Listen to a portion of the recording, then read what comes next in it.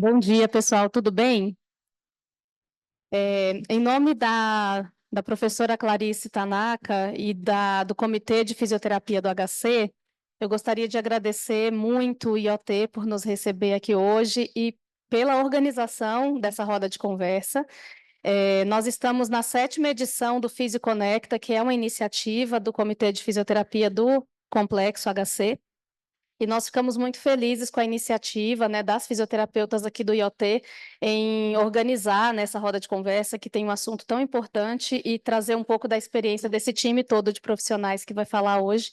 Então, agradeço muito a Areta, a Fabiane, e passo a palavra para elas e vou ficar ali se precisarem de mim, tá bom? Muito obrigada. Acho que deixando com vocês.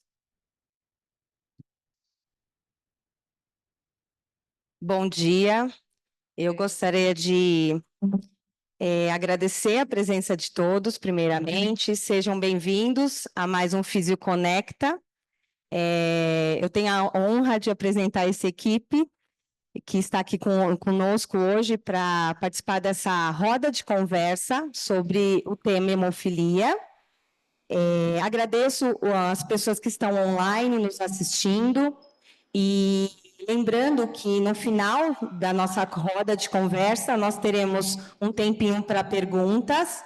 Então, quem quiser interagir com a gente online também pode deixar suas perguntas e a gente vai tentar responder todas, e as que não conseguir a gente depois manda por e-mail, a gente faz de outra forma, tá?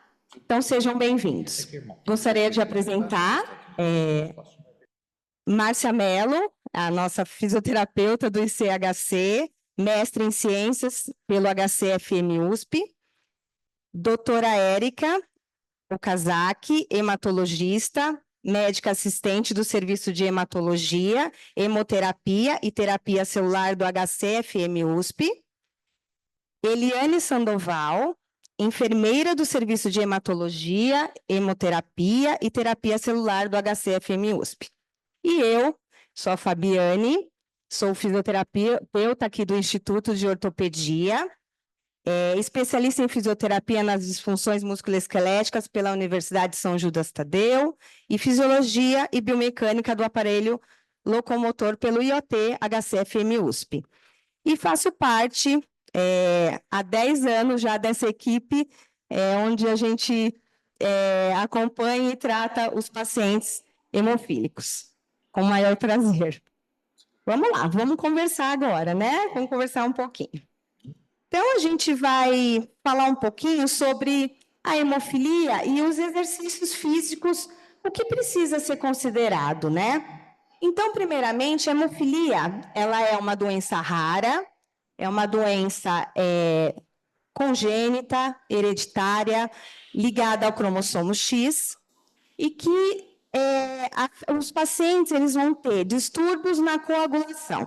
Então, ou vai ter ausência ou deficiência, né, dos fatores de coagulação 8 ou 9. E qual é a manifestação clínica desses pacientes? Esses pacientes vão apresentar o maior acometimento, a manifestação clínica, é os sangramentos intraarticulares, musculares e também sendo possível nos órgãos, né? A gente vai falar um pouquinho sobre isso. Então, a minha primeira pergunta, eu já abro para a doutora Érica. Doutora Érica, fala um pouquinho sobre o tratamento da hemofilia. Então, a gente sabe que é uma doença que pode acometer, então, as articulações devido aos sangramentos, né? A gente tem os pacientes classificados em grave, leve e moderado, né? Onde vai depender da quantidade de fator de coagulação que eles têm, mas como que é o tratamento para o paciente hemofílico? Então, em primeiro lugar, eu queria agradecer aqui o convite, né, da organização e dizer que é uma honra estar aqui com vocês, né, para a gente poder discutir essa doença que, apesar de ser rara, é uma doença que precisa ser melhor divulgada e conhecida, né, principalmente no meio da fisioterapia, né, que vocês, como a Fabiane falou, é uma doença hemorrágica que vai cursar com sangramentos principalmente musculoesqueléticos. Então, o tratamento da hemofilia, ele é um tratamento que, por ser uma doença rara, né, e desconhecida, muitas vezes não é só o hematologista que vai atender, mas claro que o pilar do tratamento da hemofilia, ele se baseia muito na reposição de fator da coagulação em que o paciente tem a deficiência, né? Então, que pode ser o fator 8 ou o fator 9. Então, basicamente, o fato de você ter uma deficiência desse fator, ou 8 ou 9, faz com que o paciente coagule de forma mais lenta, né? Então, esses sangramentos, eles ocorrem, mas que se a gente fizer a reposição desse fator, né, eu consigo normalizar a formação do coágulo. Então, assim, basicamente, em termos de tratamento medicamentoso, é a reposição de fator, mas que ela vem vindo, e acho que isso a gente vai comentar, é um tratamento que tem evoluído muito, né? Então, desde no passado, a gente não ter o fator 8 ou o fator 9 isoladamente, a gente tem que fazer reposição com plasma, com crio. Hoje em dia, é proibido a gente fazer aqui no Brasil infusão de plasma ou crio, né? Isso tem uma legislação que proíbe, né? Porque nós temos hoje o concentrado de fator, né? E a gente vai conversando aqui. E ele, aproveitando que a gente está falando do tratamento, fala um pouquinho do que mudou, o que avançou esse período agora, ao longo dos anos, o que mudou no tratamento? A gente está falando que a gente precisa repor o fator, né? Então, a gente tem um tratamento que até é chamado de profilaxia, onde o paciente ele recebe o fator para se proteger, né, de uma forma mais simples, mas o que veio mudando ao longo desses anos? Mudou alguma coisa? Avançou o tratamento? Bom, primeiro eu também queria agradecer o convite que foi feito, é extremamente prazeroso estar aqui conversando de um assunto que eu gosto bastante, que você sabe disso, né, Fabi? E é bom todo mundo participar um pouco, porque é muito pouco divulgado isso, né? Então é gostoso a gente conversar assim. É importante, Fabi, assim, mudou muito, sabe? Mudou bastante. Uma coisa que a gente precisa lembrar, que até outro dia a gente estava comentando, antes, para pensar no tratamento, a gente precisa lembrar da existência dos centros de tratamento, né? Porque os centros de tratamento é que são extremamente importantes. Até uns anos atrás, não existiam os centros de tratamento, as pessoas não tinham aonde ficar centradas para ter um hematologista ou para ter um grupo multidisciplinar que pudesse atendê-las. Então, só para vocês terem uma ideia, né, da defasagem que a gente tem, em 1940, isso já existia na Inglaterra, um centro multidisciplinar que atendia os pacientes hemofílicos. E no Brasil, a gente foi ter um centro de multidisciplinar em 1982, que foi quando o Hospital Brigadeiro abriu o primeiro centro de hemofilia. Então, a gente tem 42 anos sem ninguém, sabe? E os hemofílicos estão aí, né? Eles não pararam de existir nessa época. Então, esse um ponto extremamente importante, porque na hora que você tem o centro de tratamento, você consegue ter um enfermeiro, você consegue ter um serviço social, você consegue muitas vezes ter o fisioterapeuta, nutrição às vezes é um pouco mais difícil, mas é uma peça importante. O hematologista, fundamental, mas é extremamente importante você ter isso tudo centrado num lugar só, para que a pessoa possa ser orientada de como é que ela vai fazer o uso daquele fator de coagulação. Tá? A dispensação do fator, isso é uma coisa que até para que todos entendam, Ninguém imagina como é. A gente compra na farmácia, como que é a dispensação de fator? O fator, ele não é pago, o paciente não paga pelo fator. Ele é comprado pelo Ministério da Saúde. Não existe fator fabricado no Brasil. Todo fator vem de fora. E o paciente não paga por isso, nem um centavo.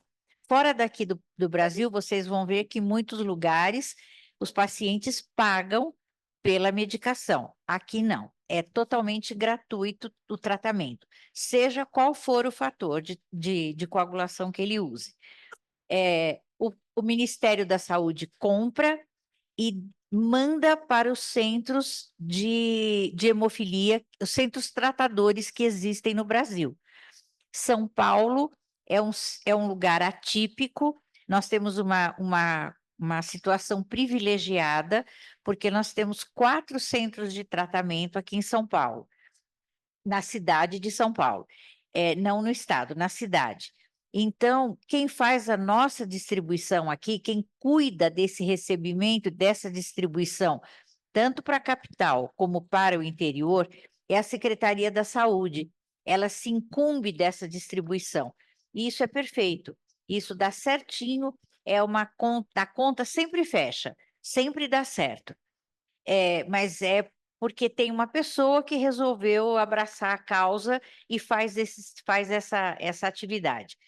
E nos outros estados, existe um hemocentro tratador e os hemonúcleos. Então, esse centro tratador recebe o fator e distribui para os hemonúcleos, porque tem pessoas com hemofilia no estado inteiro. Então, essas pessoas são tratadas em outros centros menores que não a capital. Então, esses fatores são dispensados para esses outros lugares. Não sei se eu me fiz entender. Vou aproveitar mais um pouquinho de você. Então ele recebe o fator. E como é a administração desse fator? Ele toma o remédio? Como que é a administração? O paciente passa. Isso eu vou contar uma coisa de agora para vocês, tá? O paciente é matriculado no centro, ele veio por indicação de alguém, porque ele já tem alguém da família que é daquele centro. Se um dia vocês tiverem curiosidade, vocês vão ver que os centros, na grande maioria, eles são centros familiares, porque é o irmão que traz a sobrinha, que traz a irmã, que traz não sei quem, eles vão ficando todos no mesmo centro. Então, são grandes grupos familiares que ficam naquele centro. O paciente é matriculado no centro, ele passa em consulta médica, e naquela consulta, geralmente ele é matriculado porque aconteceu alguma coisa. A criança tomou vacina, e fez um hematoma na perna. Ou então caiu, machucou, bateu a cabeça e foi parar em algum outro lugar, e esse algum outro lugar tinha alguém, um hematologista, que descobriu que aquela criança tinha uma deficiência de fator. Sempre ele não vem, muito raramente ele vem, a não ser quando ele é nascido no HC, que ele é parente de alguém, nasce o menino, e aí já faz uma dosagem de fator nele na hora que nasce, é hemofílico, deu deficiência de fator, saiu de alta, desce para matricular. Então, ele desce porque deu o teste, o exame dele deu um nível X de fator que ele foi matriculado no centro. Se ele vem de fora, ele vem geralmente porque aconteceu alguma coisa. Tá, então ele passou. Se ele precisa tomar o fator porque está com sangramento, o médico faz a prescrição e a enfermagem ministra o fator. É EV em bolos lento, tá? Não precisa pôr em máquina, em nada disso, é bolos lento. Muito bem. Existem hoje programas do Ministério da Saúde que, dependendo do tipo de sangramento que a criança vai apresentando, já se coloca a criança em profilaxia. Então, ela toma fator 2, 3 vezes por semana para que ela não tenha mais sangramentos, para que ela tenha uma qualidade de vida melhor. Hoje você já não encontra mais as pessoas sequeladas, você não pode encontrar mais pessoas sequeladas do jeito que elas eram há 15 anos atrás. Porque de 2011 para cá, a gente tem profilaxia para todo mundo. Todo mundo toma fator 3 vezes por semana. Então, eles podem ter uma vida bem mais regular do que tinham antes. Participar das atividades físicas da escola, fazer academia, fazer outras atividades que eles não conseguiam fazer antes. Porque até 2000, eles tinham uma dose a mais de fator em casa. Então, se ele machucava, ele tinha uma dose para tomar e tinha que vir para o centro, né? Hoje não, ele leva fator para 1, 2 meses para casa. Ele tem isso em casa. E a gente treina a família ou o próprio paciente para fazer a sua aplicação em casa. Então, ele precisa ser uma pessoa independente. Perfeito. E vamos começar com a Márcia agora. Cerca de 80 a 90% dos sangramentos, eles são intraarticulares, né? E todo mundo vai falar um pouquinho sobre isso, mas um único episódio de sangramento, Márcia, ele já pode deixar alguma sequela no paciente? É importante a gente já estar bem atento aos sangramentos, e não importa a gravidade da hemofilia, mas um único sangramento, ele pode afetar muito essa articulação? Olá, gente. Muito legal estar aqui. Uma iniciativa bem diferente, bem informal, que é justamente para divulgar o que a gente faz, que é super importante. Eu sou antecessora da Fabi, tá? Fazia parte do Centro de Hemofilia, fiz parte durante muitos anos. Numa época, ó, a data fixou, 2011. Na minha época, você não tinha essa profilaxia para todo mundo. Você poderia fazer profilaxia se você fosse um paciente que tinha sangramentos mais importantes para fazer a fisioterapia, tá? Respondendo à pergunta dela. Se for um sangramento muito volumoso, logo de primeira, você pode ter complicações mais tarde. Imagine uma criancinha pequena, de 3 anos. Criancinha não é fácil de segurar. Todo mundo que é mãe sabe disso, né? O moleque quer se jogar de cabeça do parquinho junto com os outros colegas lá. Então, se for um sangramento mais volumoso, vai sim poder trazer complicações para aquela criança. E pela idade da criança, fazer esta criança colaborar com a fisioterapia que a gente está acostumado a fazer, de repetições e tal, não é uma tarefa fácil, tá? Não sei se vocês lidam aqui, na ortopedia tem muita pediatria também, né? Então, por isso, essa abordagem é super interessante, de profilaxia primária. As nossas profilaxias naquela época eram direcionadas à fisioterapia, para que você pudesse intensificar a fisioterapia e tirar a criança daquele quadro para um retorno mais rápido até, né, para as suas atividades normais de vida diária. Então, é um super avanço. E, assim, pensando, né, nas crianças, o acesso venoso é muito difícil, né? E hoje a gente tem outro avanço, né? Que é o emicizumab. Quer falar um pouquinho sobre ele? Antes de falar do emicizumab, eu acho que vale a pena para muitas pessoas que não estão no contexto, né, entenderem essa progressão, né, do tratamento. Então, assim, o fator de coagulação que a gente está falando é um tratamento muito caro, né? Então, assim, por exemplo, só para a gente ter uma noção, isso há um tempo atrás, cada unidade de fator de coagulação custava cerca de uns 30 centos de dólar, há uns, sei lá, mais de 10 anos atrás. E um paciente recebe, uma criança, por exemplo, vamos pegar um adulto de 60 quilos, vai receber em torno de 1.000 unidades por dose de um tratamento, num sangramento no primeiro dia de tratamento, né? Então, é algo que a conquista do tratamento aqui não só no Brasil, mas acho que existe no mundo inteiro. A gente sabe que tem lugares na África, por exemplo, que não têm acesso a fator de coagulação, né? Eles ainda usam plasma, crio, tratam de forma inadequada, então tem muitas sequelas. Então, assim, essa conquista, ela se deu graças muito a familiares, né, e pacientes que tiveram ativamente, conquistaram, né, na legislação brasileira a ter a gente ter esse programa de tratamento aqui dado pelo SUS, né? Então, isso acontece. E aí, é claro que quando você não tem disponibilidade de fator de coagulação, né, a gente vai entrar numa etapa de tratamento sob demanda, né? Então, aí vem o tratamento lá para os primórdios, era você sangra, você dá o fator para recuperar aquilo que você aconteceu.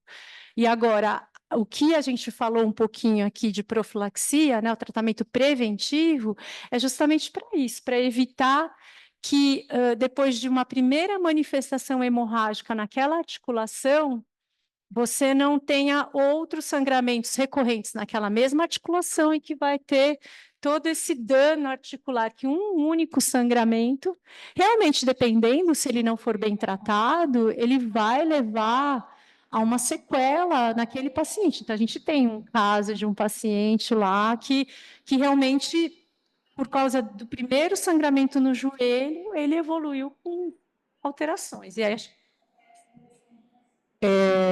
Não, eu dou aula para o pessoal do segundo ano da USP. Não sei se tem alguém aqui, não estou reconhecendo ninguém.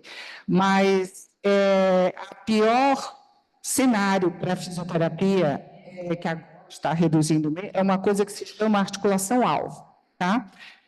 Aquele paciente sangrou repetidamente num intervalo curto de tempo na mesma articulação.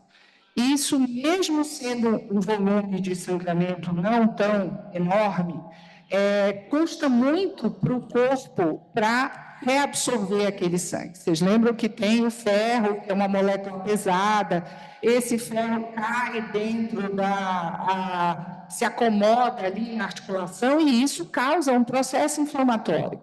Então, a pessoa que tem uma articulação-alvo, tem lá sempre um aumento de volume pequenininho, mas não causa tanta dor nem nada. Aí ele vai andando pela escola, ele viu o ônibus passando lá do outro lado, deu uma corridinha para ir pegar o ônibus, chegou na escola, o joelho já estava grande, começou a dor e tudo. Aí tiveram que ligar para a mãe ir buscar. A mãe fala, briga com ele, mas menina, o que que você fez? Mãe, eu não fiz nada. E realmente é verdade, tá? Ele não fez nenhum trauma absurdo, mas pelo fato do resíduo inflamatório presente naquele local e tudo, isso facilita sangramento.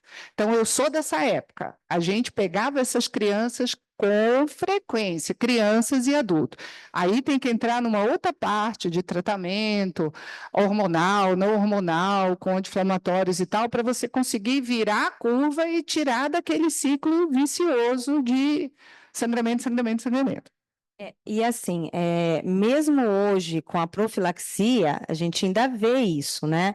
Então, é o sangramento, é a sinovite que fica, né? A sinovia fica irritada, ela inflama, e aí tem a angiogênese, que é a formação maior de vasos locais ali, e começa um ciclo vicioso ali, né?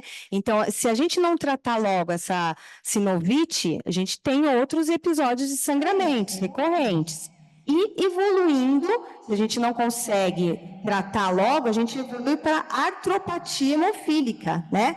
Que é uma osteoartrite, né? E que é chamada de artropatia hemofílica porque ocorre a destruição ali da cartilagem, então a gente precisa tratar logo.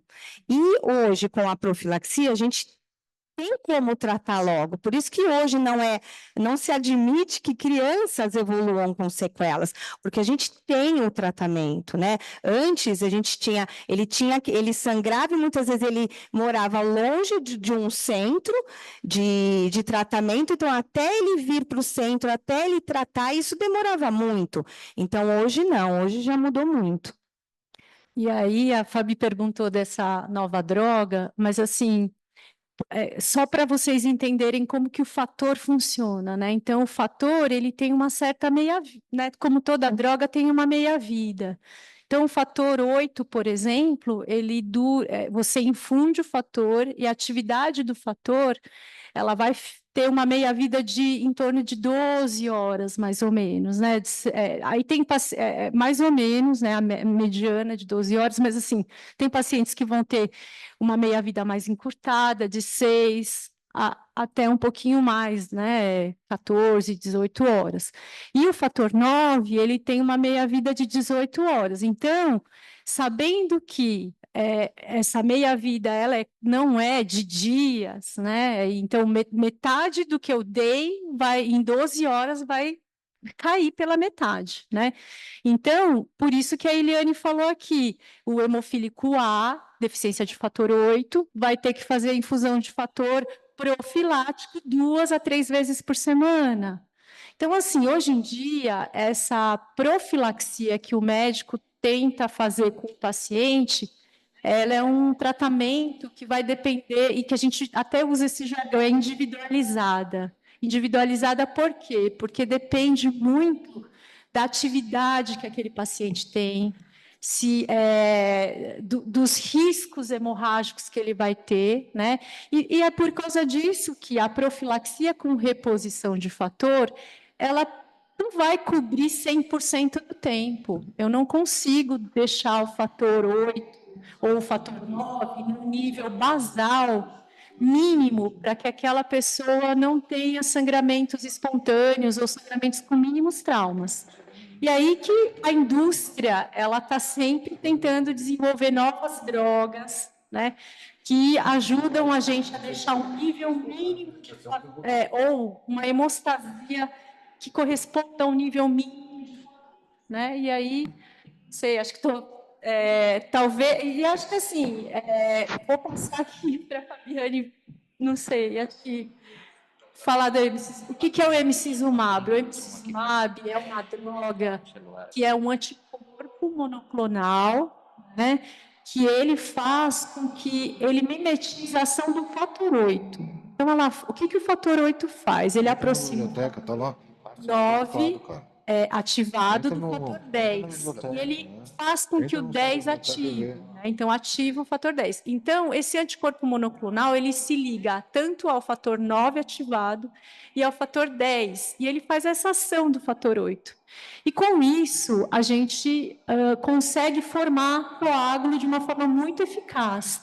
E o emicizumab é uma droga que ela consegue manter a hemostasia do paciente num nível que não dá para a gente falar em termos de quanto que corresponde isso em atividade de fator, mas é um nível mínimo aceitável que para a profilaxia é o melhor, porque ele não mantém pico e vale, ele mantém um nível constante de hemostasia, né? E isso permite com que as pessoas possam ter uma vida um pouquinho melhor. E também a questão do acesso venoso, né, Elis? Já passo a palavra para a Márcia, mas o acesso venoso, né? A gente sabe que as crianças têm um acesso mais difícil. E imagina ter a punção da veia 3 vezes na semana. Então, o emicizumab, ele também veio, não é para todos, né, mas ele veio também para ajudar isso, porque ele é subcutâneo, né, Eli? É subcutâneo. O problema das crianças não é só que o acesso seja difícil, mas é que criança é complicado mesmo. E às vezes os pais não conseguem fazer. É difícil mesmo, né? Então, e é difícil você pegar uma família e fazer com que ela venha 3 vezes na semana ao centro. Isso é dispendioso. A família trabalha, a criança tem escola, tem uma série de outras questões, né, que a gente procura sanar com esse treinamento que a gente dá para eles fazerem em casa. Mas enquanto pequenos é muito complicado, porque muitas vezes a família não consegue. Medo também, né? Tem muitos que têm medo Tem. A família perder o aceitar. medo de fazer no próprio filho e tal, é complicado. O emicizumab é uma coisa boa, porque como ele é subcutâneo e ele é feito uma vez na semana, isso minimiza completamente, porque é uma quantidade pequena, uma vez por semana, subcutâneo, é uma agulha pequena, uma coisa muito pequena. Então, isso você passa a pomada anestésica, então, isso vai minorando a situação de medo, de aflição da criança e da família. A mãe aprende no instantinho a fazer. Existem outros senões associados a isso. Porque uma coisa que a gente sempre precisa lembrar é que o emicizumab não é a solução de tudo, ele é uma parte da solução, mas ele resolve bem essa questão de diminuir sangramento e de melhorar o local de aplicação até que essa criança cresça um pouco e, enfim, que se veja exista um outro tipo de medicação, né? E também a gente ainda, o tanto que já avançou, a gente tem esperança que no futuro melhore mais. E ele ainda não é acessível a todos os hemofílicos. Então, nós temos uma outra questão, que é a presença do inibidor, que além do paciente ser hemofílico, ele pode desenvolver um inibidor, que é um anticorpo que não aceita o fator de coagulação que está recebendo. Então, o emicizumab, por enquanto, ele só é administrado para pacientes hemofílicos A e que tem inibidor. Então, não é ainda para todos, mas a gente espera que no futuro a gente tenha um avanço nisso, né? Cerca de 20% dos pacientes com hemofilia A, 20 a 30% ao longo da vida vão desenvolver esse anticorpo contra o fator 8, né? E um pouquinho menos para hemofilia B, né? Em torno de 5 a 10% vão ter inibidor contra o fator. E isso é uma complicação, assim, uma das mais difíceis para a equipe multidisciplinar. Por quê? Porque o paciente que não responde àquele fator deficiente, ele precisa usar um outro tipo de fator e que é um agente que a gente chama de agente de bypass. Ele vai fazer a geração de trombina, ativando, então, existe o fator 7 ativado e o complexo protrombínico parcialmente ativado, que vão fazer com que vai ter a geração de trombina, vai desviar toda essa parte da ativação da cascata de coagulação que envolve o fator 8 e o fator 9 e já vai lá para o final. Só que a resposta a esses agentes é uma resposta muito ruim, então os pacientes são muito mais sequelados, né? Então, eu acho que a gente que trabalhou aqui numa época muito pior, a gente tem os pacientes que tinham inibidor e que na época não tinha tratamento para eu desvencilhar esse inibidor, porque hoje em dia a gente tem um tratamento que chama imunotolerância, que a gente dá fator em altas doses e o organismo acaba tolerando isso, né? Mas são sequelas muito difíceis. Só um detalhe que a gente está falando de um programa nacional de coagulopatias hereditárias, mas e os funcionários que não vão trabalhar no SUS, né? Os pacientes com hemofilia e outras coagulopatias hereditárias, eles vão aparecer eventualmente em convênios, porque hoje em dia a gente tem mais divulgado e não existe uma situação econômica que vai privilegiar uma ou outra, né, em termos de risco para ter coagulopatia hereditária. Então, vocês vão se deparar, sim, com os pacientes no sistema suplementar, vão ter condições, e aí eu acho que o importante é ter esse contato com o centro de referência do paciente. Deixa eu jogar no meu grupo aqui da fisioterapia. E é importante eu falo isso porque a gente aqui trabalha no SUS, mas a gente também tem a visão do não SUS. E a gente recebe muita ligação de fora, com pacientes tendo complicações e a gente tendo que lidar com essa situação de fornecer fator, porque o convênio sabe que o SUS fornece fator. Então, sempre fazer esse contato. Só dar um recadinho, o pessoal que está online não está conseguindo acesso pelo YouTube, foi enviado pelo Zoom um número. Entrem por ele, por favor, pelo Zoom, porque está dando um probleminha pelo YouTube, tá? A transmissão. Eu vou fazer uma pergunta para as três agora, queria saber a opinião. Pessoas com distúrbios hemorrágicos, como a hemofilia, devem ser encorajados a participar de exercícios e atividades esportivas? O que vocês acham? Eu vou dar minha opinião também, mas queria saber de vocês primeiro. Falar primeiro?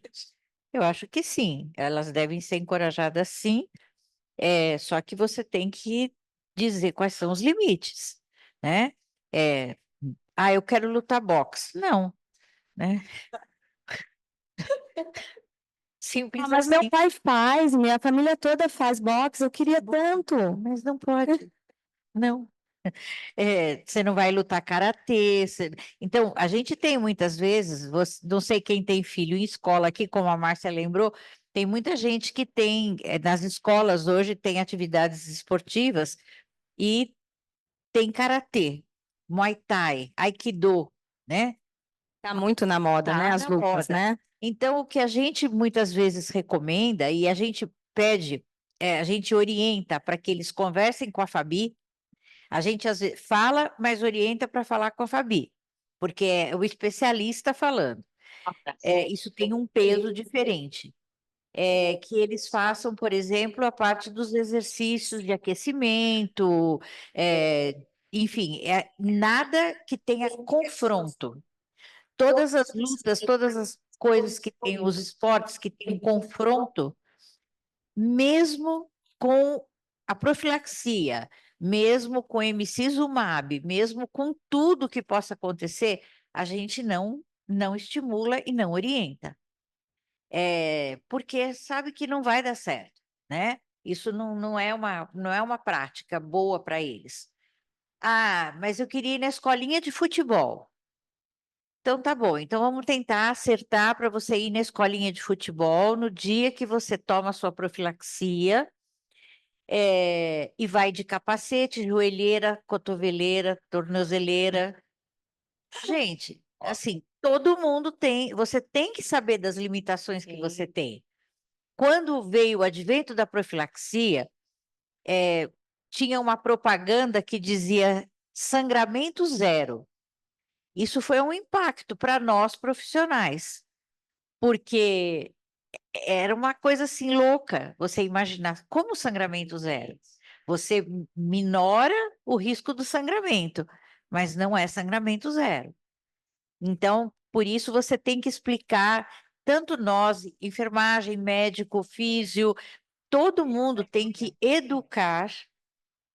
É obrigação da gente educar que assim, você pode muita coisa, mas não é tudo. E o que você pode fazer, você tem que fazer com cuidado, né? Não adianta. Essa é a minha opinião, gente. E doutora Érica, e você?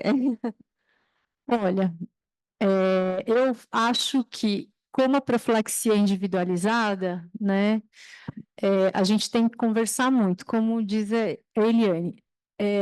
Nós, quando vamos atender os pacientes, a gente precisa perguntar, né, sobre as atividades.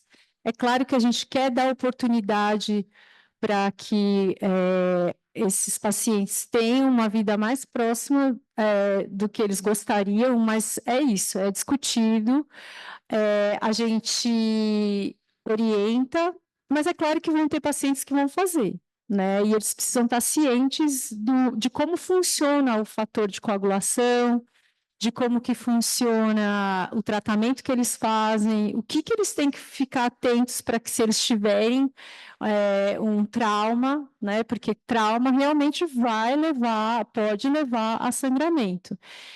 E a gente sempre põe em discussão multidisciplinar, e realmente não tem uma receita, mas é isso, conhecer bem o seu paciente e dar os limites para ele também, porque não tem isso. Agora, realmente, vou falar, né? Não pode ir box, mas uma vez a gente discutiu com uma família, ou então karatê a gente não incentiva, não faz.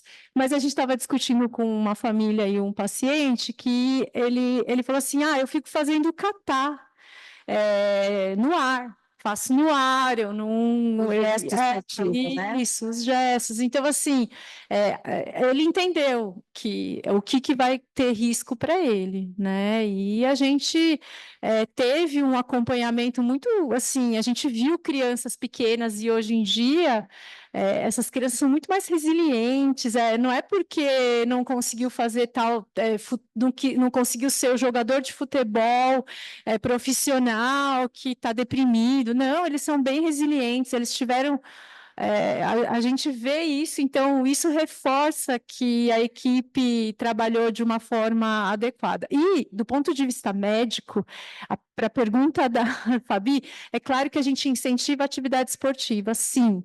Né? Hoje em dia tem trabalhos falando de risco de redução de demência. Então, assim, e cada vez mais o hemofílico vai viver mais tempo. Então, A assim... expectativa de vida está aumentando então, do hemofílico e eles vão ter comorbidades que as pessoas sem hemofilia têm. Então, os riscos da queda, osteoporose. Então, eles têm as mesmas comorbidades, diabetes. Então, se a gente não incentivar também, claro, com planejamento e supervisão, a gente está errando nisso. Então, eu encorajaria também. Márcia, fala você agora. Sim, eu estava pensando nesse assunto da educação enquanto vocês estavam falando a parte anterior. Às vezes pode dar uma visão de que assim, nossa, hoje em dia tem fator abessa, tem esse remédio novo aí, então dá para fazer tudo. Não é assim. O cara tem que aprender, o paciente tem que aprender a se conhecer, a, né, se ajeitar na vida. Vou dar um exemplo prático. Há anos atrás, ainda era fisioterapeuta de hemofilia, nós reunimos um grupo de garotos e fomos passar um final de semana num sítio, num acampamento, não tinha pouca profilaxia. A professora Clarice passou ali e disse: vocês estão ficando doida. Eles e nós, e os pais, não. Os pais foram entregar eles lá, a gente foi, todo mundo orientou, tinha palestra para tudo, foi eu, o dentista, a pediatra, isso, a psicóloga, e eu me lembro assim, a cena que me ficou desse final de semana tinha uma piscina, claro, todo mundo jogando vôlei dentro da piscina. Com a Frederica é a nossa psicóloga lá, jogando vôlei junto com eles, eu estava de juiz, porque eu não gosto de piscina. Eu disse, não, eu vou ficar de juiz aqui e tudo. Na verdade, eu estava de juiz e um olho cá, um olho lá, um olho lá. Aí, eu não lembro o nome desse menino, aquele menino do olho verdinho, que tem o cotovelo bem travado, Felipe. Felipe já está meio assim, disse, Felipe, vem aqui, me ajuda a ser juiz. Estava só pescando. E todos sobreviveram. Então, foi um incentivo à atividade física, eles adoraram, a gente se divertiu horrores nesse final de semana. N vezes. O único que eu fui foi esse. No Hopi Hari, numa época que não tinha nada. A gente ia só com as crianças. A Érica, né, é muito nova. A Érica A gente não é ia dessa só com as fase. crianças, sem pai, sem mãe, mas a gente pegava uma dose de fator, a gente fazia uma logística do nosso quantitativo do centro, e a gente dava uma dose de fator para todo mundo antes de ir para o parque. E a gente passava o dia no Hopi Hari. O dia. Era um troço assim. A minha filha ia junto para tomar conta dos pequenos. Era um troço assim. Hoje eu fico pensando, gente, que loucura. Sabe aquele elevador que cai, aquele troço? Eles faziam fila naquele troço para ir. E assim, é um troço muito louco isso. Se você pensar, a gente viveu uma coisa lá lá atrás, a gente fez uma Aham. coisa que hoje a gente recomenda. Olha, se você vai passear, se você vai para o parque, toma uma dose de fator. Adianta ou atrasa a sua profilaxia, mas toma uma dose de fator. E isso a gente fazia lá atrás, né? Para todo mundo fazer atividade. Então, eles participaram da vida, eles fizeram coisas que toda criança normal faz, viram que dá para fazer se for com orientação, com responsabilidade.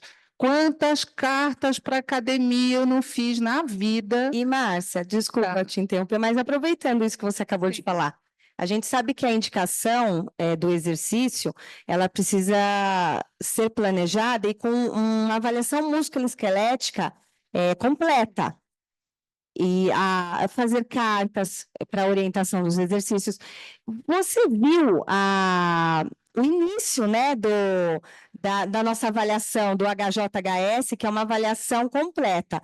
Conta um pouquinho como é que foi a implementação dessa avaliação, como é que foi? Você acompanhou isso tudo? Esse é uma avaliação super detalhada. Foi um grupo canadense que veio treinar a gente, do Sick Kids, é um hospital de crianças no Canadá. Super coisa. Então, o objetivo deles era pegar aquela variação de goniometria de 2, tá? Não é chegar no cara que já está com o cotovelo travado aqui, ó. O máximo que ele consegue é flexão até aqui. Não, é o que variou minimamente, você já iniciar, botar no exercício, tentar corrigir, tentar voltar para o que ele era antes, né? Então, isso nos abriu os olhos para uma outra forma de abordagem, tá? Quem é fisioterapeuta, Rita, não me chuta, tá? Fisioterapia, às vezes, é chato. Desculpa, mas é chato, tá? As crianças e os próprios adultos não tinham uma boa aderência. Melhorei, pulei fora, tá? Então, o que eu preciso? Criar uma cultura de que o exercício é bom. O exercício é bom para pessoas sãs. É isso que a Fabi estava falando. O exercício é para combater a obesidade, para combater uma série de doenças crônicas, e ele precisa ser feito de um jeito responsável com todo mundo, com o hemofílico também, entendeu? Então, a gente precisa desenvolver essa cultura, fazer a carta para a academia, dizer, olha, a gente adora músculos bons, fortes, mas a gente não quer o hemofílico fisiculturista. Você não cai na onda do povo da academia de fazer leg press com 200 quilos cada perna, tá? Você pode fazer, mas pega mais leve, tá? A nossa visão da fisioterapia é assim, quanto mais próximo da normalidade musculoesquelética, quanto mais o seu músculo responder à sua atividade do dia a dia, melhor será a sua recuperação se um trauma acontecer. Então, é nesse caminho que a gente quer seguir com os hemofílicos, seja com a fisioterapia convencional, seja com uma fisioterapia um pouco modificada, seja com uma atividade física prazerosa na academia que ele consiga fazer, tá? Seja com andar de bicicleta no parque, sem ser bicicross, tá? Que dá para manter uma boa musculatura de membros inferiores, que a gente sabe que o joelho é uma das articulações mais acometidas. Então, acho que é essa a missão que a gente tem, que a gente quer fazer. E isso é infinitamente mais fácil de fazer quando existe um centro. É todo mundo falando a mesma linguagem. Ele vem, joga um papinho na Eliane, tenta convencer a Eliane, aí ele vai passar pelo pediatra, vai passar pela doutora Érica, vai passar pela Fabi. Se todo mundo falar, tá bom, beleza. E os músculos mais fortes protegem a articulação. A gente tem que lembrar disso, e é o que ele falou, educar esses pacientes. Ele entendendo o que ele tem e o que ele faz com o que ele tem, o tratamento é muito melhor, e a adesão é melhor, né? E também lembrar que esse paciente ele não faz só a indicação de atividade, exercício, esporte, as crianças também brincam, né? Elas vão em festas de aniversário, elas têm pula-pula, cama elástica, piscina de bolinha, e eles se machucam brincando. Então, não é só a orientação do exercício, mas sim de qualquer atividade. E ele, quando o paciente, até você falou já sobre isso, eu acho isso super importante. O paciente está em uma profilaxia de 3 vezes na semana, pode mudar os dias? Por exemplo, eu quero praticar exercício, eu só posso ir na academia de segunda, quarta e sexta, mas a minha profilaxia é de terça e quinta. É passível de mudança isso? Como é que é essa orientação? Pode mudar a dose, ou então eu vou para uma atividade de maior intensidade. Eu posso pedir, às vezes, até a doutora Érica também, posso pedir uma dose, olha, eu vou ter um impacto maior, será que eu posso mudar isso? Eu pratico uma atividade, uma corrida, eu posso tomar uma dose maior de... Quando ele passa em consulta médica, o médico estabelece algumas coisas com o paciente. Então, por exemplo, vamos fazer de conta segunda, quarta e sexta. Mas a cada 6 meses, esses pacientes passam numa reavaliação de profilaxia comigo. Então, nessa hora é que a gente conversa a respeito. Como é que ele está, o que ele está fazendo, que atividade de trabalho ele faz, que atividade esportiva ele faz, tem filho, não tem filho, para a gente poder entender um pouco a vida dessa pessoa. Isso a gente está falando de um adulto. E muitas vezes eles pedem para mudar, sim. Olha, eu faço segunda, quarta e sexta, mas o meu dia pior é no domingo, porque eu toco no culto, porque na Eles sexta... falam do moço que toca a bateria, que eu acho tão interessante essa história quando você Matias? conta. Isso. Não, o que toca a bateria, que fez um equipamento Fica todo... na bateria. Isso. Tá. Então a gente consegue trocar, a gente vai ajustando isso. Eu tenho liberdade para fazer essa troca dos dias da profilaxia, desde que ele faça as 3 vezes com o espaço entre as doses. O que muitas vezes acontece é que, por exemplo, ele não quer mudar, ele tá bem para ele esses 3 dias, mas excepcionalmente ele vai ter um evento no sábado, ele vai para a balada no sábado com os amigos. Então, o que a gente às vezes sugere é que, excepcionalmente, ele troque a dose da sexta para o sábado, para que ele possa ir para a balada protegido, e ele tome bem perto desse horário dele ir. Porque assim ele vai tranquilo, vai protegido, sem nenhum problema, né? Tem muita criança que a gente precisa trocar mesmo dia. O médico prescreve segunda, quarta e sexta, e a mãe vem e fala: olha, mas sabe, esses dias ele não tem muita coisa. O dia pior é o fim de semana, porque a gente sai, vai passear, vai viajar, e a gente então acaba adequando para terça, quinta e sábado, terça, quinta e domingo, e a gente vai ajustando. Quando eles pedem para fazer a troca, eu acho que eu estou tomando pouco fator. Você engordou? Então vamos lá, vamos pesar, vamos ver. O fator é calculado em cima de peso. Não é porque eu achei, gostei de você, vou te dar 1.000. Não, eu preciso pesar e ver a quanto que eu quero elevar o fator dele. A 30%, a 40%, quanto que eu quero que ele tenha no organismo na hora que ele toma o fator. Então, o médico faz um cálculo na hora que ele fez a consulta. Quando ele vem conversar comigo, ele fala: eu engordei, eu acho que eu estou tomando pouco e tal. Eu peso, recalculo. Se eu vejo que está mesmo abaixo e que ele está fazendo uma atividade um pouco mais puxada, eu vou lá e converso com o médico. Então, é o caso, por exemplo, desse menino que a Fabi está falando. Ele é um menino bem gordinho, ele é garoto mesmo, ele tem 12 anos, 13 anos. E ele tem muita atividade na escola.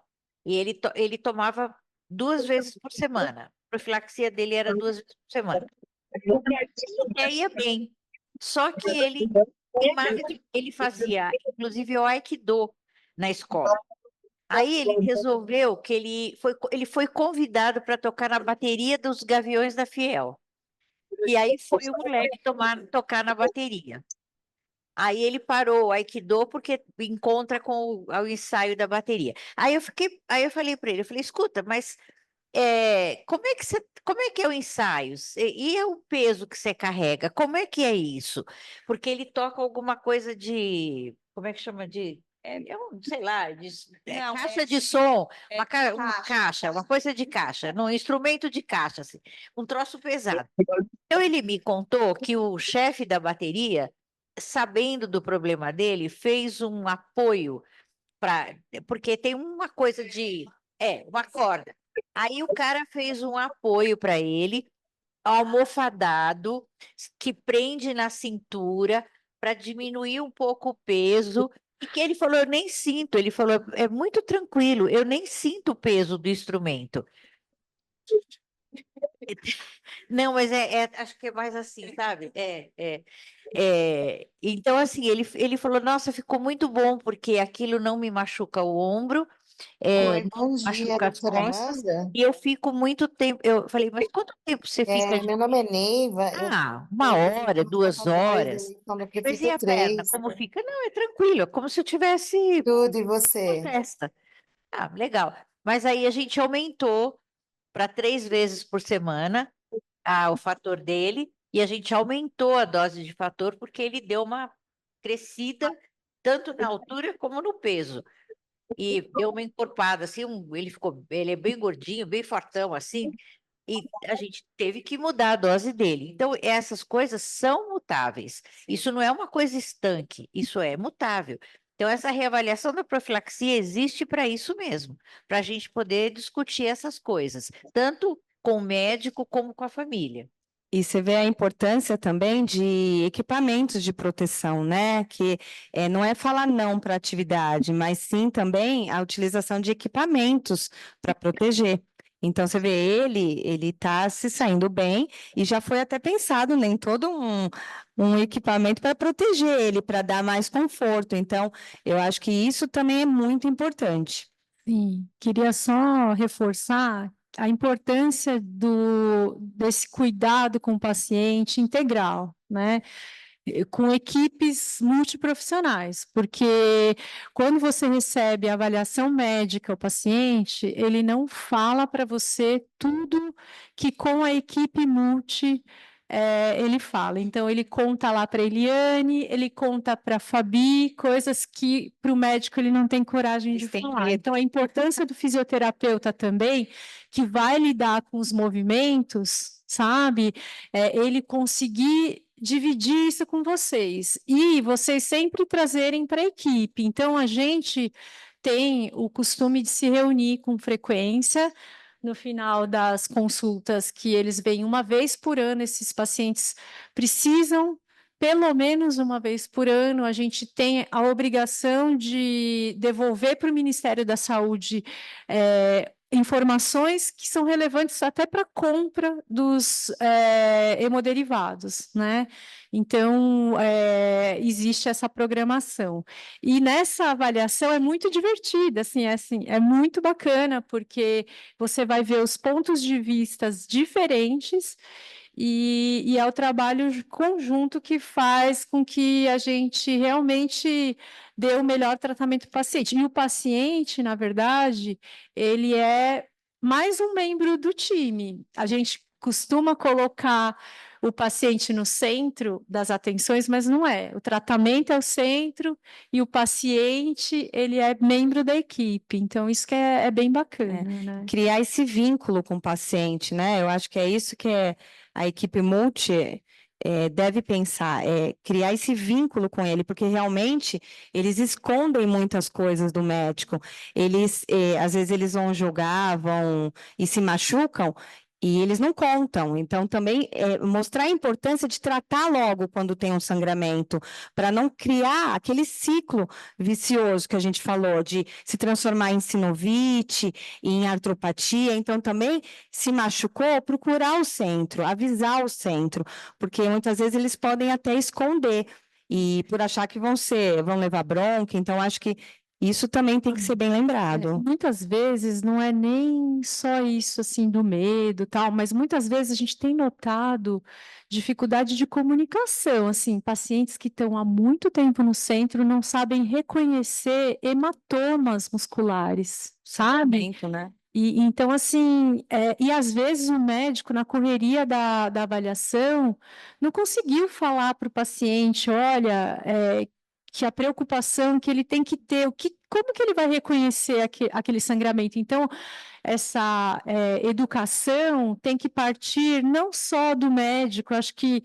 de toda a equipe mesmo, orientação, e eu acho que cabe também para a fisioterapia esse tipo de orientação.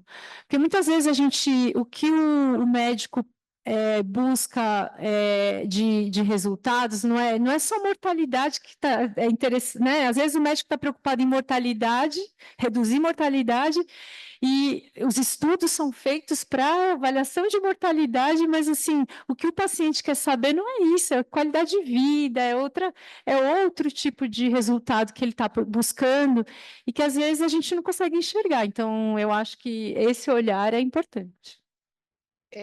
E é nossa função também, nós que rodamos por muitos lugares aí, a gente já viveu situações de pacientes hemofílicos que foram atendidos em outros locais que não tinham especialização. Só me lembro desse garoto. Esse garoto era uma hemorragia de psoas ilíaco.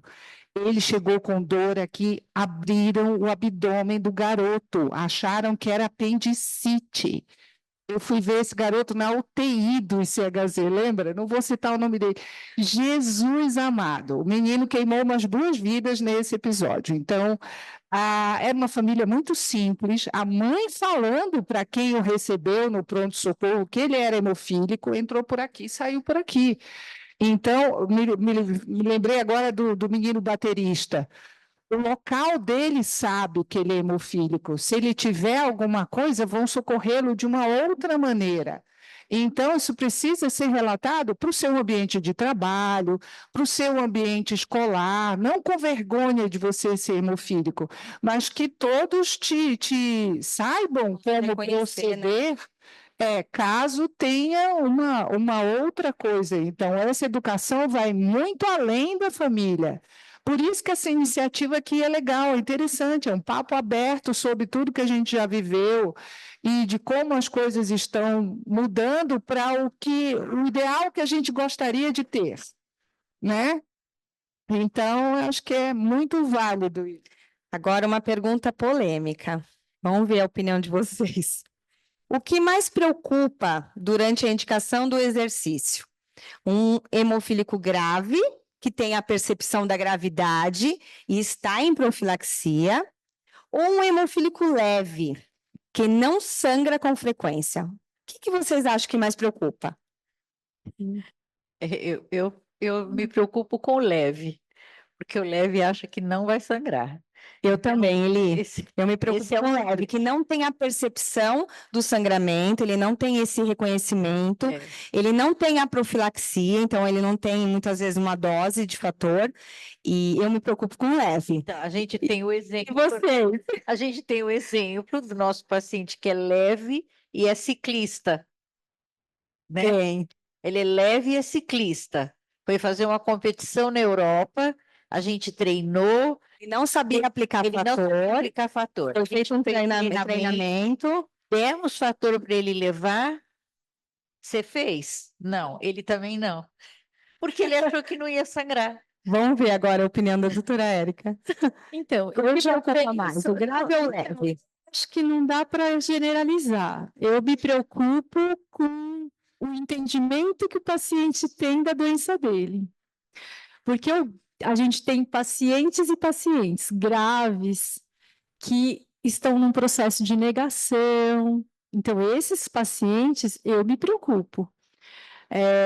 Não querem fazer. Então, pacientes assim que até são os queridinhos de determinados médicos que se mostram uma pessoa assim super ativa, tal, mas fazem tudo errado, assim, às vezes. Então, eu me preocupo com esses, assim. Então, eu tento, nas consultas com os pacientes leves, como eles vêm muito pouco ao centro, fazer o processo educativo.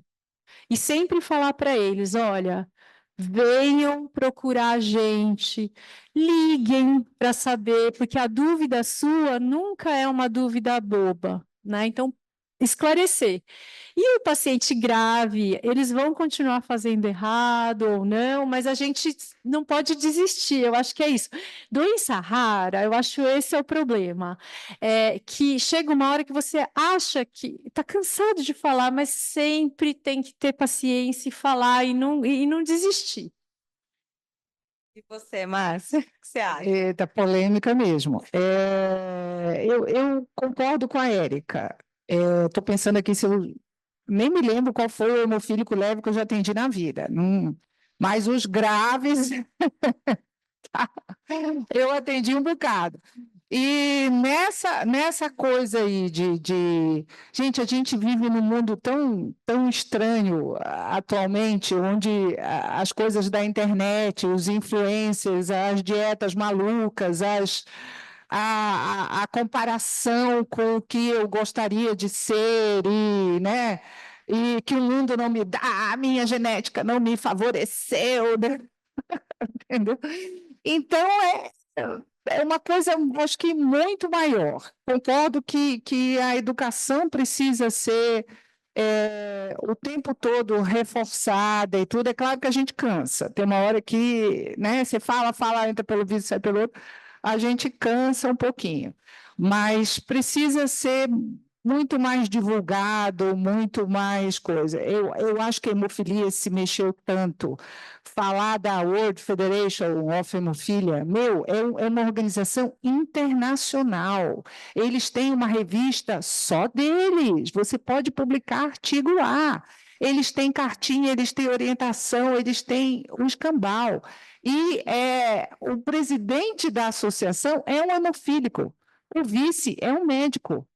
Entendeu? Então, é um negócio que é feito para os hemofílicos, para as famílias, para a divulgação, para várias coisas, entendeu?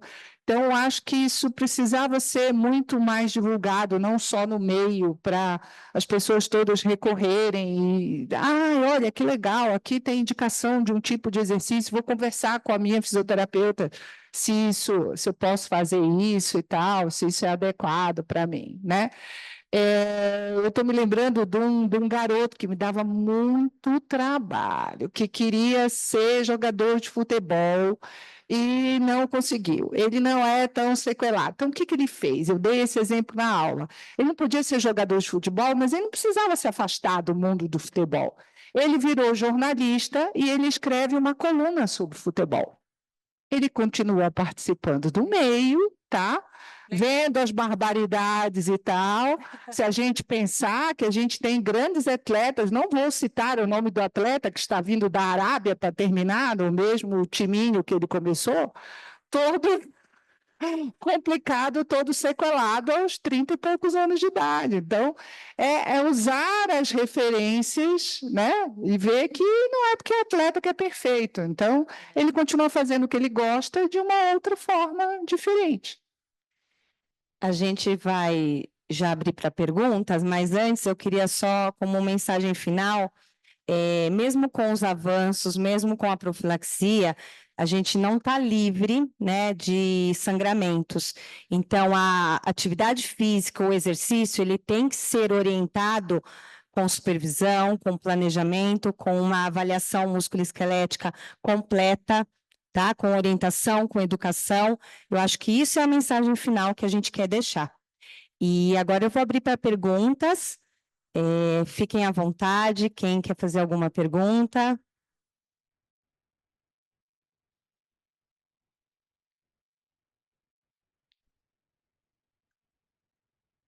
Na verdade, não é bem uma pergunta. Eu primeiro quero parabenizar, porque assim, eu também fiz parte da equipe atendendo um pouquinho os pacientes hemofílicos.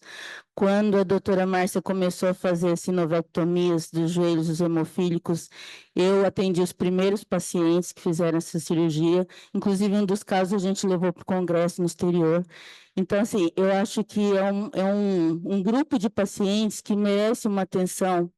E a atenção que vocês dão a eles, naquele espaço pequeno que eu visitei várias vezes lá, mas assim é um espaço de aconchego para eles, onde eles se sentem protegidos, se sentem tratados, né, e olhados, e as crianças já aprendendo como aplicar a medicação. Eu acho que esse projeto é uma coisa que, assim, tem o porquê de estar crescendo e deve crescer muito mais, e as pessoas têm que conhecer um pouco mais sobre o trabalho que se faz com os pacientes hemofílicos, participar de eventos, tem vários eventos que eu participei também, falando da importância da equipe multi, de estar relacionado com o tratamento, de estar integrado ali no tratamento do hemofílico, né? Inclusive, dentista, além do fisioterapeuta, do médico, da enfermagem, é uma equipe grande e que juntos favorecem o bom andamento do tratamento desses pacientes. E uma coisa que vocês falaram bastante aí, que assim, a fisioterapia é onde eles relatam as coisas ocultas que eles fazem no dia a dia.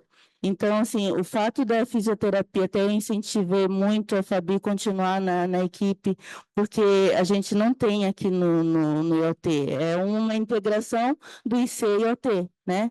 E, assim, a fisioterapia tem um papel, assim, importantíssimo no avanço e no desenvolvimento do trabalho desses pacientes, do tratamento com esses pacientes. Parabéns, viu?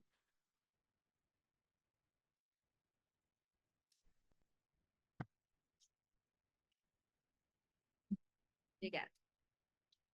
Eu queria entender, assim, o paciente descobriu hoje que ele é hemofílico.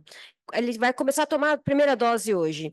Ele já pode começar a fazer atividades mais intensas hoje ou tem que aguardar um tempo de vida dessa medicação no organismo para fazer as atividades mais intensas? Você quer saber mais ou menos, então, como que funciona o fator? Se ele já se infundiu o fator, ele já tá... ou se demora esse Sim. tempo? Sim, é tanto que, sim, você infundiu, você já pode fazer atividade física, tanto que é uma recomendação que a gente faz para as atividades de risco, tomar muito próximo da hora que você vai para fazer a sua atividade de risco.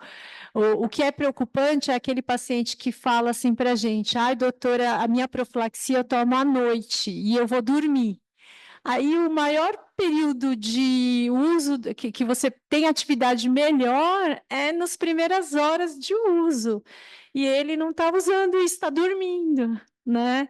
Então, a gente pede para que seja ajustado de acordo com a atividade do paciente. Com certeza, nas primeiras horas, a gente pede para fazer o fator. Tanto também no pré-operatório, a gente fala, toma imediatamente antes de subir para o centro cirúrgico. Por quê? Porque a gente não sabe quanto tempo vai durar aquele procedimento, né?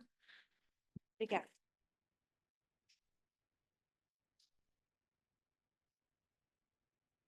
A gente tem uma pergunta no chat.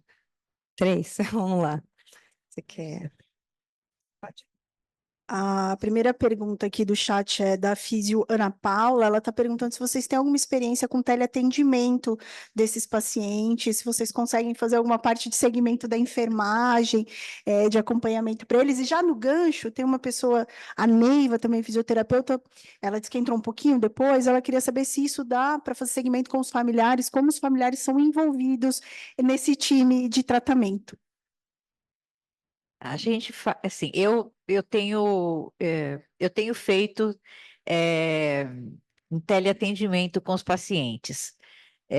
Os pacientes que são mais que têm mais problemas de horário, de trabalho, quando eles vão fazer reavaliação de profilaxia, por exemplo, eu faço uma telechamada e a gente conversa.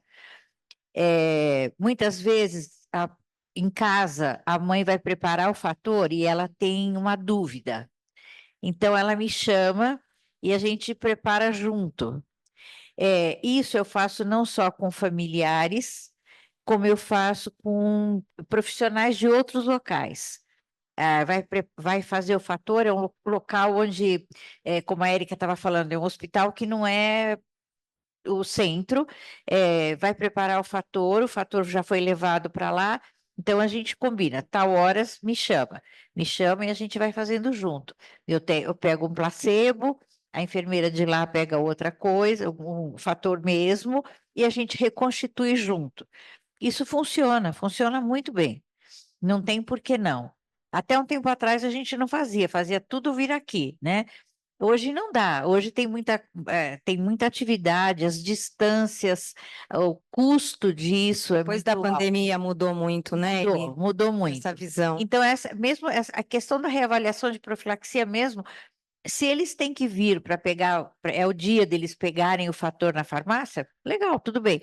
Mas se não eu falo para eles, vamos combinar para a gente fazer uma tele, que dá muito mais certo. É tranquilo. Envolver a família é uma coisa que você tem que fazer desde sempre, né? Desde que chegou no centro, você tem que envolver todo mundo. Pai, mãe, vovó, irmão, todo mundo. Porque a família é o ponto X da história. Que nessa questão, por exemplo, do futebol. É a família que faz o menino querer jogar futebol. Não é o menino que nasceu querendo jogar futebol. É alguém de casa que dá a bola e fala, ele vai ser jogador, né? Então, a gente precisa explicar isso para a família, que a família tem essa participação no que vai falar, no que vai fazer, que fazer o fator na criança é importante, que ele tem que ser o ponto de apoio para a criança, porque daqui a pouco eu vou ensinar a criança, que é uma coisa que assim, a criança precisa ser independente. Então, você vai fazendo a mãe e o pai se envolverem nisso, tanto o pai como a mãe. Até um tempo atrás era muito difícil você ver pai no centro. O pai delegava para a mãe. E a mãe se sentia muito culpada, né? Um número imenso de casais se separava porque tinha um filho hemofílico. A mãe era culpada. Hoje em dia isso mudou bastante, bastante. O número de pais que vêm ao centro é enorme, é muito grande. E eles participam ativamente, eles querem aprender a fazer infusão de fator. Isso é bem. Eu estou lá no centro há 27 anos, então isso é bem diferente. A mudança é radical. Mas a gente tem que envolver o pessoal, sabe? A gente tem que dar uma mão. Até mesmo esse envolvimento, até o paciente ele aprender a aplicar o fator, eles vão crescer, né? Eles vão viajar, vão namorar, vão viajar às vezes com a namorada, aí vai levar a mãe, o pai para aplicar. Então a gente sempre incentiva isso, né? A autoinfusão. Então, claro, tem alguns que têm trauma, não conseguem, a gente tem que muitas vezes trabalhar isso, mas a gente sempre incentiva isso, a autoinfusão, porque eles vão crescer, eles vão ter a vida deles, né? A equipe faz, em geral, também workshops, às vezes. A Eliane já reuniu as crianças que tinham medo de fazer autoinfusão, e aí foi feito o chamado Crianças que Fazem Autoinfusão com facilidade, crianças que têm dificuldade, e a gente colocou elas para mostrarem, né, a compartilharem essas vivências. O grupo também faz, em termos de educação, depois da pandemia, a gente descobriu que fazer essas conversas por meeting e tal facilita bastante também, porque são famílias que moram longe e tudo. Então, eventualmente, a gente consegue fazer.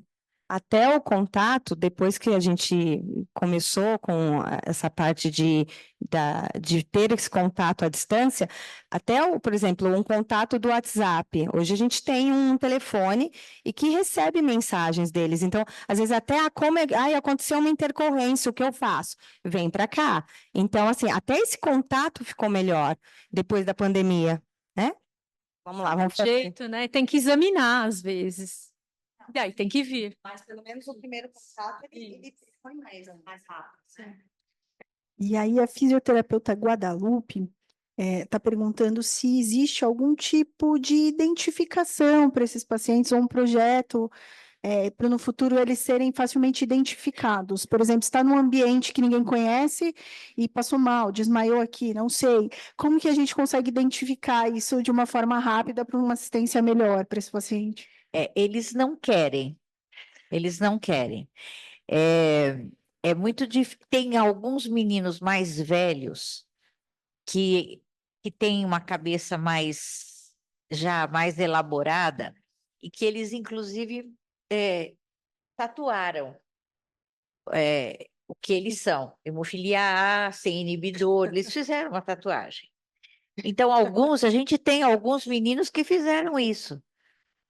Mas só para você ter ideia de como é que isso assim, ainda existe esse preconceito, eu ganhei umas pulseirinhas de uma pessoa que era uma pulseirinha, bonitinha, arrumadinha, e ela falou assim: olha, você dá para as crianças para eles colocarem o nome, o tipo de hemofilia, a residência, o telefone, tem inibidor, não tem inibidor, né? E aí, um suposto pai que eu achei que fosse super, né? Falei assim: você quer botar essa pulseira pretinha no seu filho? Não era por causa da cor, tinha amarela, tinha verde, tinha vermelha. Ah, não, ele não vai deixar. Ele não vai deixar, é melhor não, deixa ele ficar mais velho. Então, e assim, em contrapartida, a gente tem um pai que o filho é deficiente auditivo e ele não quer usar o implante coclear, ele só fala em libras, então ele tem muita limitação, e o pai estava extremamente preocupado e o pai queria fazer uma tatuagem nele. Aí exato, isso. Aí eu dei a pulseirinha para ele, falei: você gostaria de pôr essa pulseirinha? Ele falou: nossa, eu não tinha pensado nisso. Isso é ótimo, que identificação perfeita, porque se ele tiver qualquer problema na rua, pode alguém olhar a pulseirinha para ele. Então, assim, sabe, o mar e a terra, né? É muito difícil. Eles não. Tem gente que o emprego não sabe que eles têm hemofilia, o local de trabalho não sabe que eles têm hemofilia. Então, isso é muito complicado. A gente não conseguiu ainda desmistificar esse tabu. E assim, só para vocês lembrarem só um pouquinho, vocês são muito novos, vocês não vão lembrar, não, mas só para vocês, é verdade. Em 1983, houve um número enorme de hemofílicos que morreram por conta da AIDS. E isso ficou um estigma. AIDS, hemofilia, tá? Isso não existe, não tem isso. Muitas pessoas, a gente tem muitos pacientes que se contaminaram com transfusão de sangue por conta disso, mas hoje em dia você não se contamina com o fator, né? O fator ele passa por um processo de purificação super, né, rigoroso, super rigoroso. Mas as pessoas têm isso na cabeça, ficou mistificado. Então, as pessoas não contam nos seus trabalhos, nos locais de convívio social, que elas têm hemofilia, o que é um risco, porque se ela tiver qualquer coisa, se ela tiver um sangramento na cabeça e cair, ninguém vai saber, né? Mas só complementando, existe um documento, cada centro distribui uma carteirinha de identificação, e que inclusive tem até uma carteirinha da Federação Brasileira de Hemofilia, existe um órgão não governamental que chama Federação Brasileira de Hemofilia, e que recomenda o uso dessa carteirinha, e cada centro decide se quer usar a sua carteirinha do centro ou não. Então, assim, os pacientes são orientados no nosso centro a usarem essa identificação. Só que é isso que a Eliane falou, né? Se isso não vai estar, assim, fácil acesso, né? O paciente tem que mostrar. Mas Nossos pacientes só têm essa carteirinha, inclusive, porque sem ela, eles não entram no HC para serem medicados. Então, é condição sine qua non. tem que andar com a carteirinha para entrar no HC e ser medicado no pronto-socorro. Porque à noite nós estamos fechados, então sábado, domingo, feriado, ponte de feriado e à noite, eles se utilizam do pronto-socorro. Eles têm que ter a carteirinha. Então, nós usamos a carteirinha sempre. Mas isso está guardado. Não é uma coisa evidente. Não é uma coisa que você olha para a pessoa e vê. Mais uma? A fisioterapeuta Neiva está parabenizando vocês 4 pela clareza da informação, dizendo que o conteúdo foi impecável, tirou bastante dúvida. Bom, muito obrigada. Quero agradecer mais uma vez a presença de todos, presencial, online, e agradecer imensamente a essa equipe em que eu faço parte, que eu tenho o maior orgulho. Muito obrigada.